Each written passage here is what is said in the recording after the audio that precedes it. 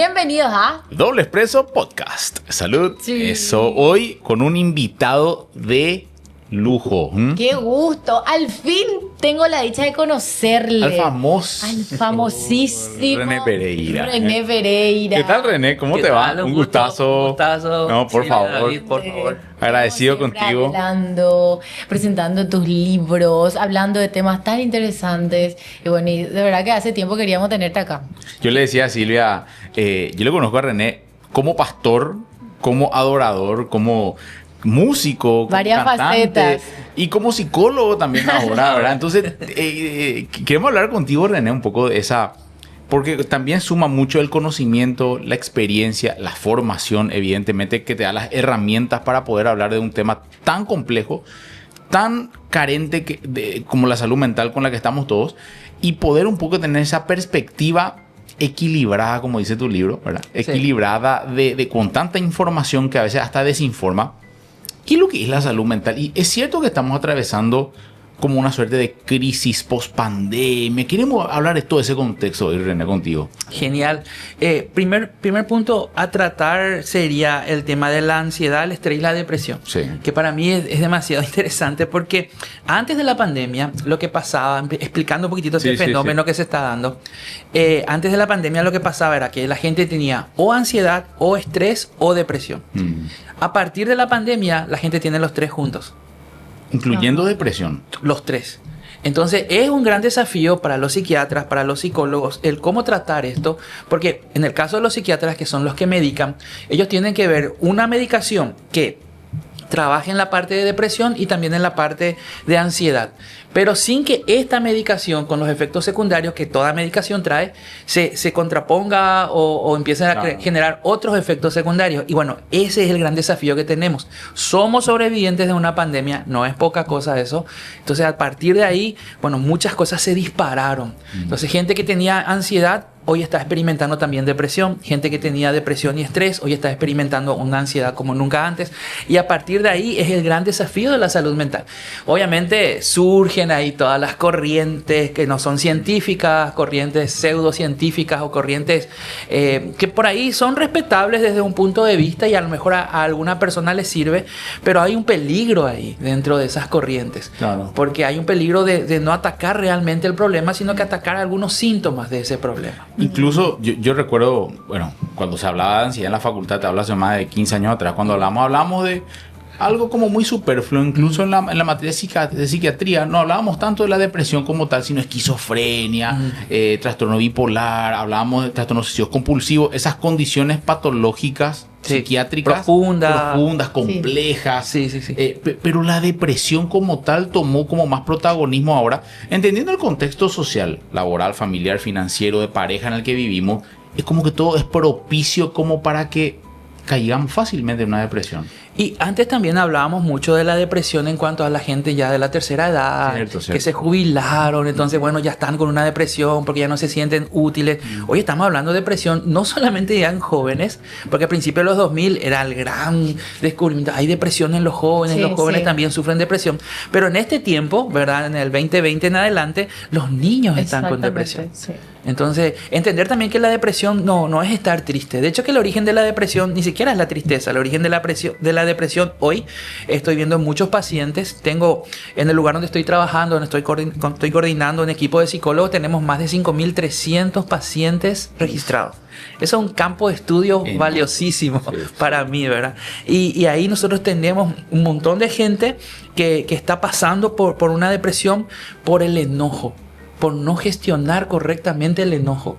Y eso para mí fue un gran descubrimiento. De hecho, estamos preparando otro material, ¿verdad? Para eso. René, y decime, voy allá, ¿verdad? Por el tema que mencionaste de los niños. La depresión en niños tiende a generalizarse o a englobar a toda la familia. O sea, un niño con depresión tiene padres también con depresión o con algún trastorno, alguna situación. O sea, algo pasa en la familia que hace que ese niño entre en una depresión. Bueno, hoy también estamos cualquier niño que sea sobreactivado o porque están sobreestimulados nuestros niños. Entonces ya tiene TDAH, ya empiezan los diagnósticos y ya empiezan las medicaciones. Está sobrediagnosticado también, yo creo. Sí, totalmente. Bueno, nosotros tenemos luego que hacer un autoestudio, un mea culpa con respecto a los diagnósticos. Sí. Porque en salud mental tenemos una tendencia muy fuerte en diagnosticar por moda.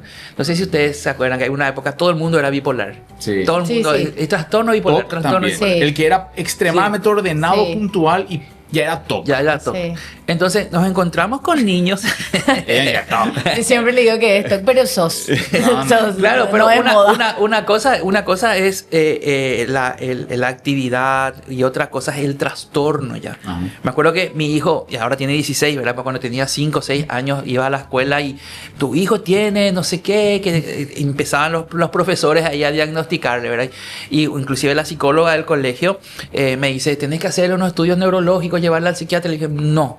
Yo tengo pacientes que tienen trastorno de déficit de atención o trastorno de hiperactividad. Mi hijo es hiperactivo, pero no tiene el trastorno de hiperactividad. Ustedes ni se imaginan lo que es un chico con trastorno de hiperactividad. Entonces, ¿qué pasa? Nos encontramos ante niños hiperactivos a quienes ya que con ponerle límites. Solamente que eso es un trabajo también para los padres. Sí. Es un trabajo. O sea, y no hay tiempo. Demanda energía, tiempo. Y no hay tiempo. O sea, tenemos que salir a trabajar. Llegamos a nuestras casas ya cansados. Lo único que queremos es descansar y nuestros hijos están ahí pidiéndonos límites porque estuvieron todo el día estando ahí al límite, ¿verdad? Entonces, claro. ¿Quiénes son los que tenemos que poner el límite a nuestro hijo? Nosotros los padres, pero no podemos porque no tenemos tiempo y no tenemos energía. Y también no queremos usar ese tiempo, el poco tiempo que tenemos con ellos, en ponerle límite, en castigarle, en... Claro, Argel, pues. Sí, totalmente. Y se entiende, yo entiendo perfectamente, ¿verdad? Aunque mis hijos son espectaculares, no me merezco los hijos que tengo, pero sí he lidiado con ellos, ¿verdad? Principalmente con Ian. Ian siempre digo que él creía que su segundo nombre era Bájate de ahí. La gente le pregunta, ¿cómo te llamas? Ian, bájate de ahí. Porque era todo el tiempo así, caminaba por la pared.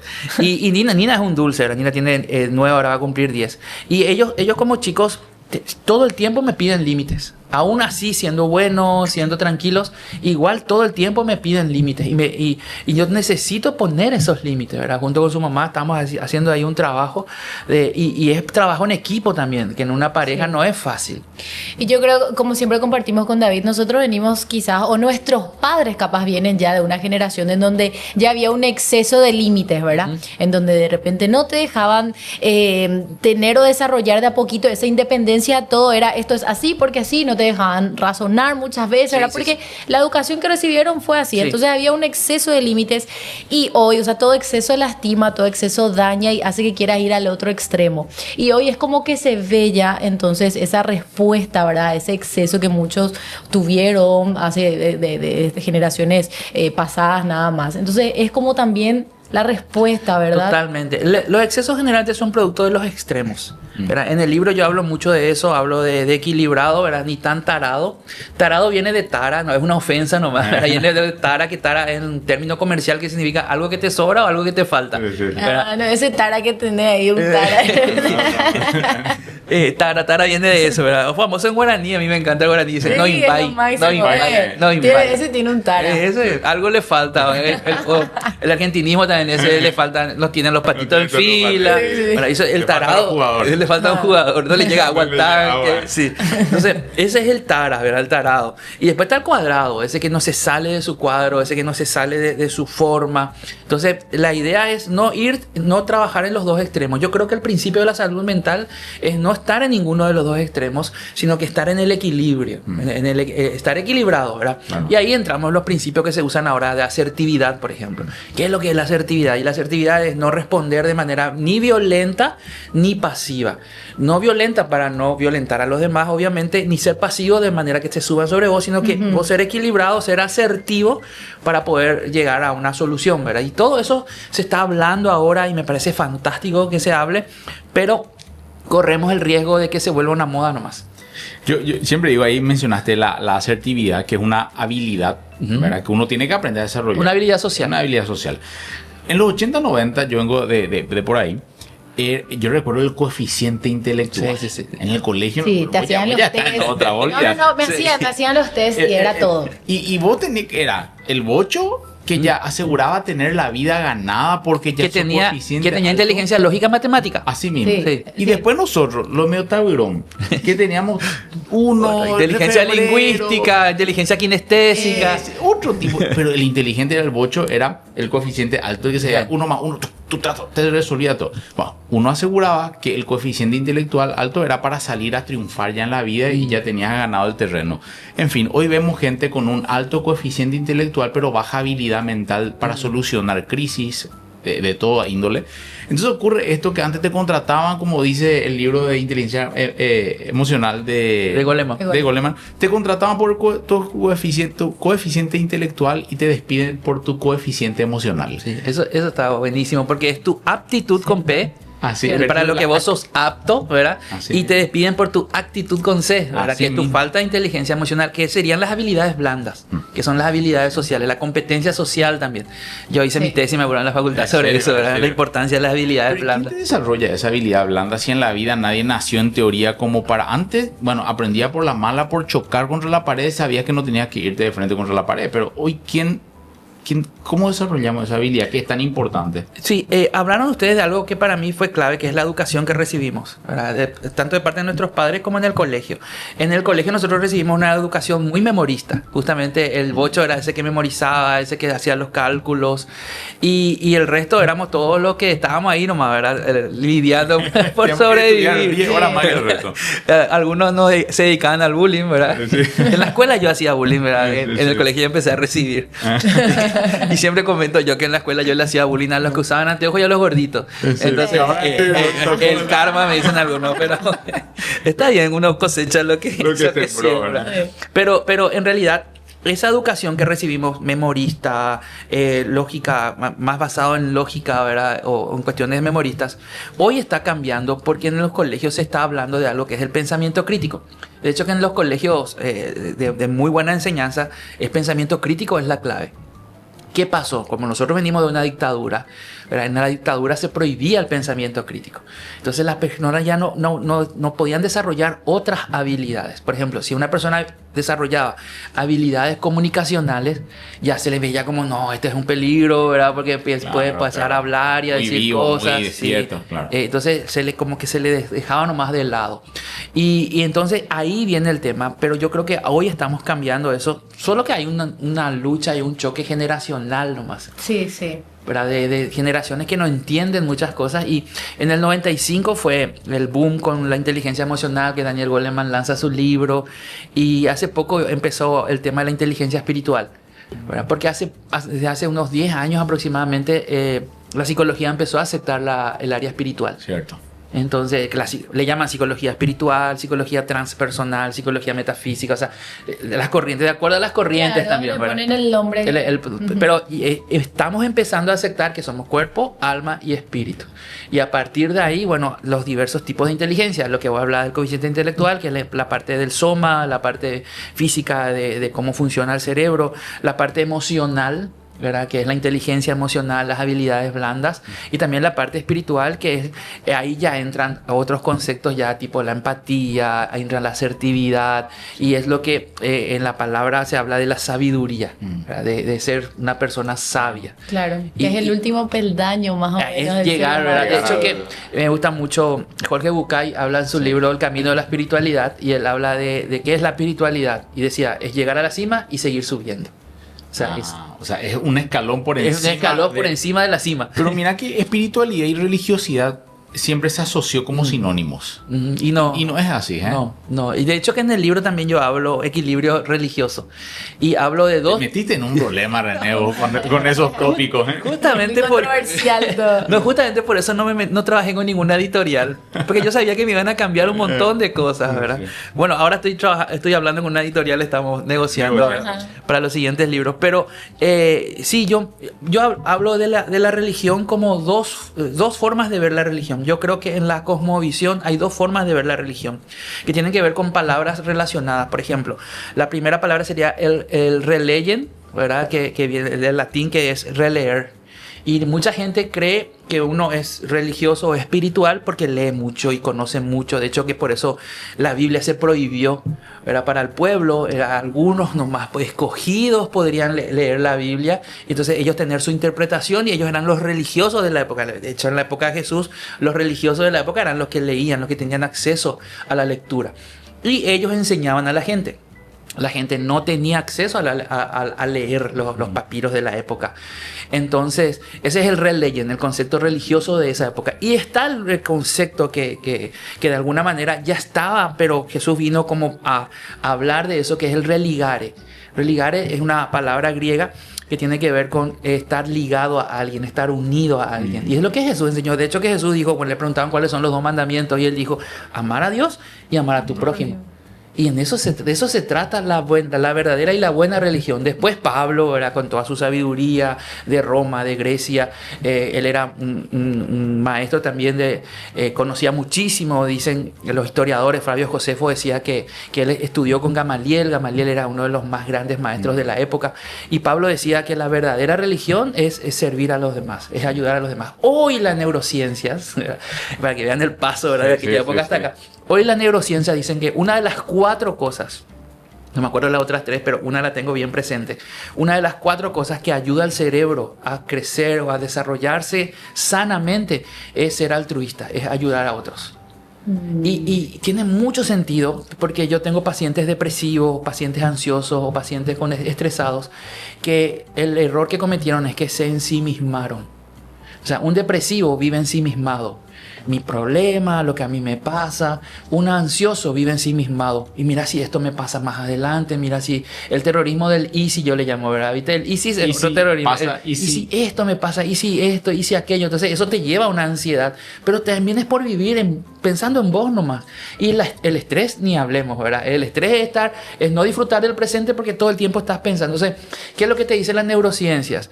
En las neurociencias te dicen, no, tu cerebro tiene que estar pensando en ayudar a los demás. Y ahí otra vez tiene mucho sentido porque somos seres relacionales, somos seres sociales. Somos seres creados. Entonces, sí, la película Náufrago nos habla de eso. Sí, él tuvo que crear un amigo imaginario, a Wilson, ¿verdad? Sí. Para poder estar un poquitito sano mentalmente porque se estaba volviendo loco. Y entonces ahí entender cómo la neurociencia va ligado a lo que podría ser. Ahora, sí es clave lo que decís, David. Nosotros no podemos decir que el religioso es espiritual. Hay religiosos que no son espirituales. Porque lo único que hicieron fueron leer, llenarse de conocimiento. Y eso también la palabra misma dice, trae vanidad.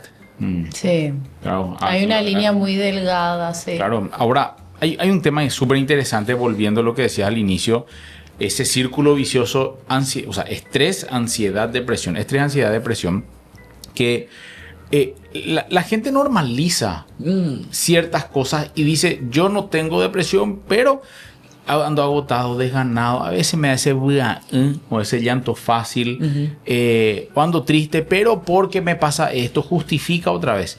Ahora, ¿cuál es el punto en el que yo puedo sospechar de que realmente tengo depresión? Porque, digo, todos estamos sometidos a un cierto estrés, que es necesario el estrés laboral, familiar, pero imagínate ese que tiene deudas, que perdió el laburo, que tiene una familia, está en un proceso de divorcio, o sea, está sumergido en un sistema que no tiene luego tiempo ni para él ni para resolver y tiene que gestionar alguna habilidad. Bueno, va a caer en una depresión posiblemente, pero hay gente, René, que está sometido a esa misma tensión, a ese mismo estrés y canaliza la vida de una manera. Me pasó hace poco un juez, ve al consultorio y me dice, mi vida es esta. Sí, tomo ansiolíticos para descansar, todo lo que vos quieras, pero yo manejo toda esa tensión y ese estrés. Ese es su padre, el tipo, con fulacho. O sea, no está con depresión. Y otros, ante un duelo, caen en depresión. ¿Qué tiene uno que no tiene el otro? Cuando, ya sabes el contexto. Sí. ¿Qué tiene uno y el otro? Yo creo que ahí entra mucho el conocerse. Yo tengo que conocer y gestionar correctamente las emociones. O sea, eso para mí es clave. Hay gente que no sabe gestionar sus emociones porque de entrada luego no sabe identificar sus emociones. ¿Verdad? A mí me pasaba mucho antes de la pandemia que venía la gente y me decía, mira, me siento así, me siento así, me siento así. Después de la pandemia, la frase, no sé ni cómo me siento. Sí. Entonces, al no saber gestionar, las emociones son 5 las básicas, así como la paleta de colores son 3 los colores básicos, las emociones son 5 las emociones básicas, ¿verdad? Tristeza, ansiedad. En esta película intensamente se habla de eso. La ansiedad no es una emoción básica. De hecho, que yo tengo mis serias dudas de que sea luego una emoción. Para mí que es un factor ahí que estoy investigando sobre eso. Pero estas 5 emociones básicas duran 90 segundos, o sea, 1 minuto y medio. Y la gente me dice, ¿qué es lo que decir, René? Si desde ayer yo estoy triste, o desde ayer estoy con esta ira, o desde ayer estoy con esta alegría, ¿verdad? ¿Por qué? Porque las emociones, al sumarse al pensamiento, forman el sentimiento. Generalmente me preguntan, ¿cuál es la diferencia entre emoción y sentimiento? La emoción dura 90 segundos, el sentimiento se te queda.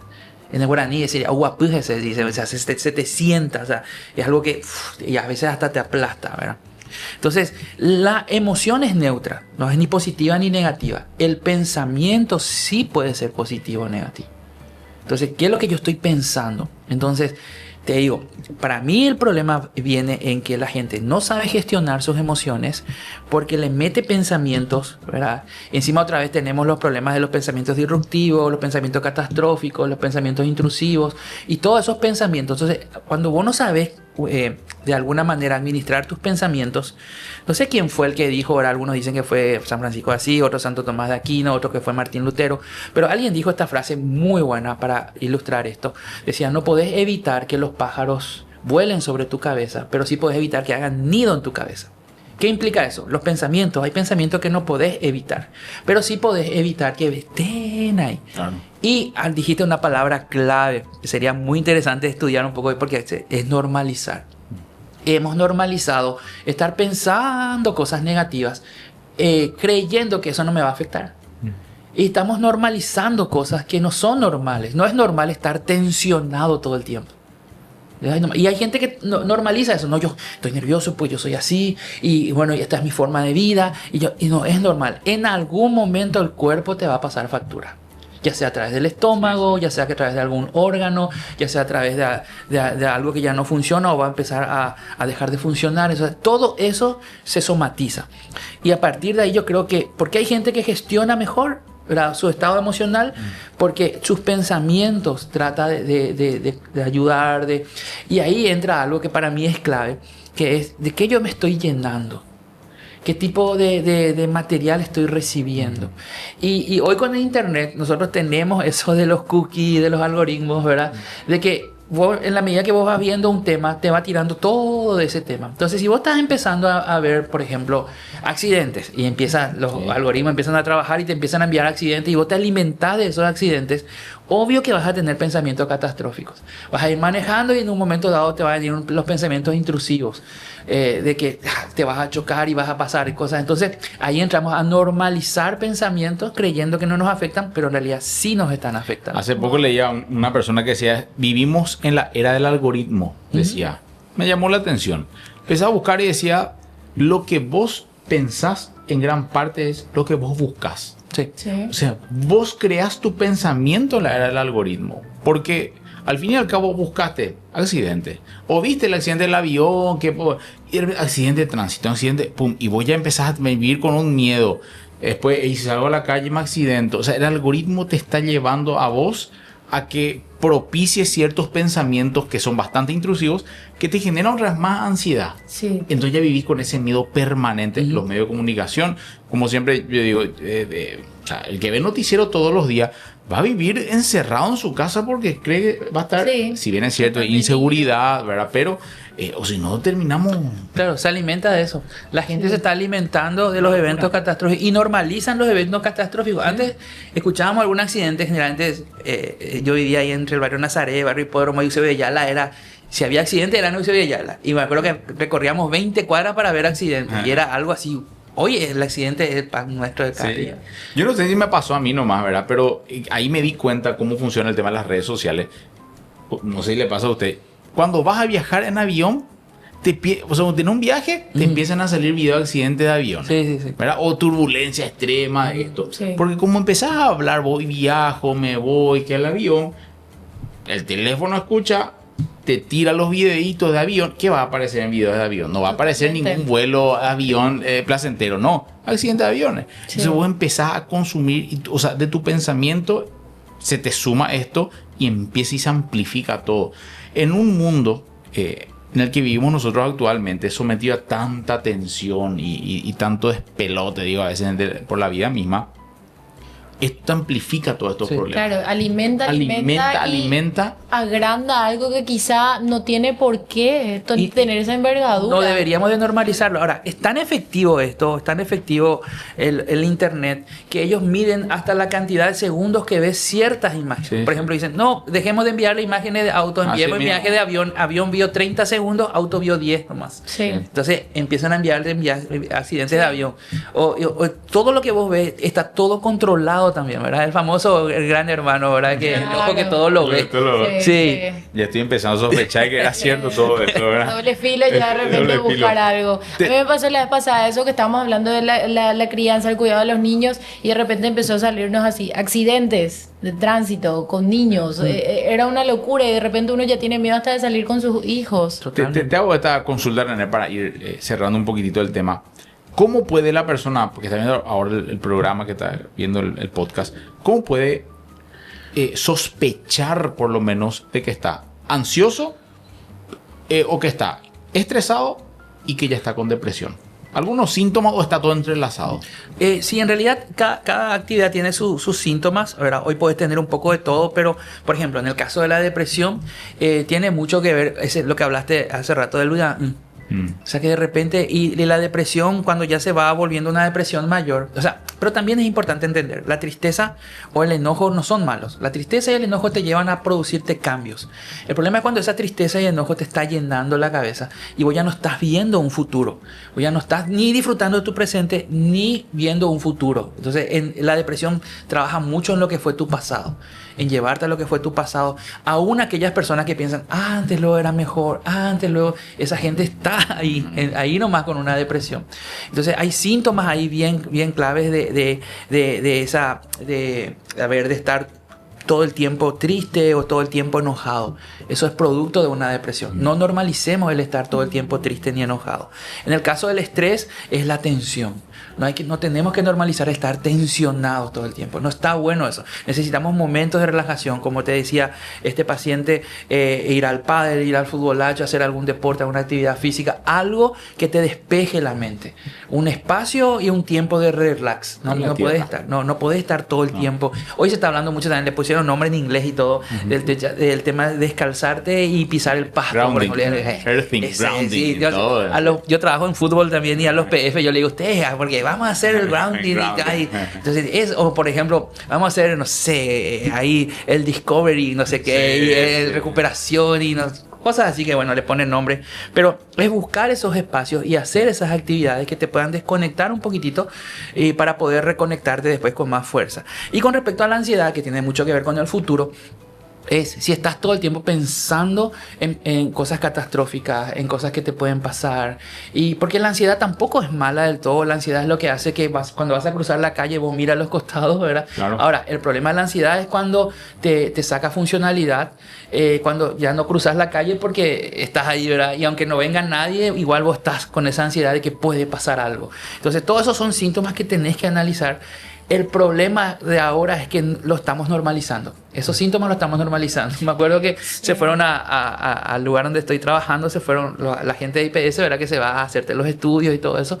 Y yo le digo, mira, eso fue hace unos años atrás, ¿verdad? Le digo, mira, me está titilando el ojo. Y me dice, es posible, en este lugar están todos estresados. Dice, porque todo el mundo había sido, le está diciendo. Y había ese famoso el ojo que te empieza. Y eso había sido, era síntoma de estrés que yo en aquel tiempo no manejaba, un síntoma físico. Y ahí entendí que muchas veces normalizamos síntomas que realmente porque el cuerpo te avisa. El cuerpo te avisa. Muchas veces se normaliza porque dentro de la familia, ¿verdad? El esposo es así, la madre es así, el hijo es así, todos son así. ¿Y cómo ahí te das cuenta? Es tan difícil darte cuenta cuando estás en un entorno que se comporta, ¿verdad? Entorno, mira. Y muchas veces cuando es la familia, es difícil dejar a la familia atrás, ¿verdad? Es difícil que uno dentro de ese entorno se dé cuenta, no, mi familia es el problema, yo me tengo que alejar. Es como que cuando es un problema con una pareja, vos te das cuenta cuenta que podés salir de ahí. Pero cuando es la familia, René, es muy difícil. Es muy difícil porque se crea una dependencia. Y es ahí donde uno tiene que rebelarse, ¿verdad? Porque las familias normalizan ciertas conductas. Hay familias donde está normalizado el abuso, estamos hablando del abuso emocional, el abuso físico, el abuso psicológico. Hay familias donde está normalizada la violencia Verbal. física, verbal, ¿verdad? No, nosotros así nomás nos tratamos, pero no está bien, no es normal, ¿verdad? Y entonces uno tiene que, ahí es donde entra, y yo digo, siempre en la adolescencia le digo a los padres de adolescentes, está bueno que tu hijo sea rebelde. Y me miran con cara así como, claro, porque se está rebelando a cosas que no le gustan. Y eso le va a ayudar a mejorar si ustedes lo canalizan correctamente. O sea, si ustedes no lo canalizan, él va a ser un rebelde sin causa. Sí. Pero si ustedes lo canalizan, él va a ser un rebelde y va a empezar a crear. Y a vos mismo te va a cambiar perspectivas que vos tenés. Y es importante muchas veces rebelarnos a cosas que están mal. Sí. A no dejarnos nomás. Siempre hay temas tabú, ¿verdad? No se habla de Bruno, de esa película colombiana, ¿verdad? De entender que siempre hay temas tabú que nadie quiere hablar, que nadie quiere conversar, pero en las familias necesitamos. Y en psicología hay un estilo, una escuela, que es la terapia sistémica, que siempre que yo tengo terapistas sistémicos en mi equipo, siempre que viene alguien y me dice, mira, yo le envío, ¿verdad? Porque cuando veo que es la familia el problema, yo le envío a ese terapista porque él trabaja con toda la familia. Entonces, bueno, de hecho, es un tópico hablar aparte de familias tóxicas.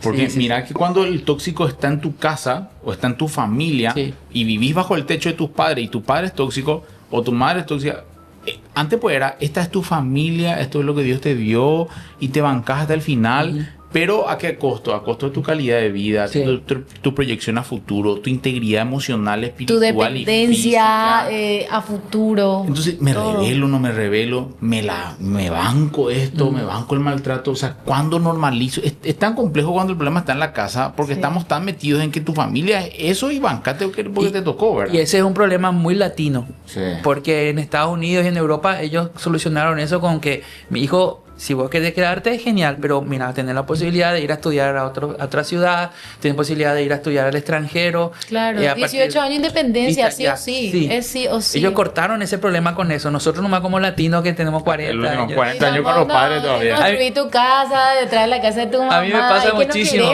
que me llama la mamá y me dice, mira, estoy con problema con mi hijo y tiene esto y todos síntomas así de la adolescencia, ¿verdad? No quiere trabajar, no quiere estudiar.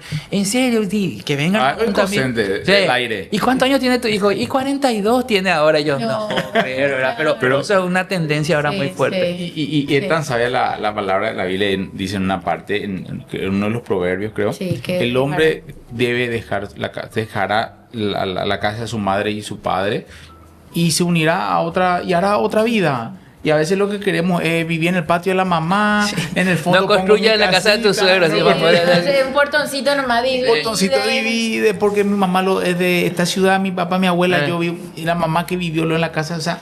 Y eso termina en un tremendo desmadre. Sí. Bueno, René, muchísima gente está escuchando y viendo esto.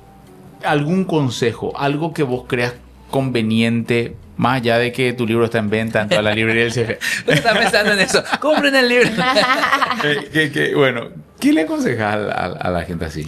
Que por sobre todas las cosas, que cuide sus pensamientos. Para mí ahí está la clave. Porque las emociones no las podemos controlar. Las emociones vienen y van. Cuando querés controlar tu ira, ya dejó de ser ira, se convirtió en enojo, se convirtió en desagrado. Se van cambiando las emociones. Pero, ¿qué estás pensando? Y yo siempre le digo a mis pacientes, eso último que pensás antes de dormir y lo primero que pensás al despertar, eso gobierna tu vida. Entonces, analiza eso. ¿Qué es lo último que pensás antes de dormir? Lo primero que pensás al despertarte. Eso está gobernando tu vida. Buenísimo. Entonces, cuida tus pensamientos, cuida lo que estás pensando.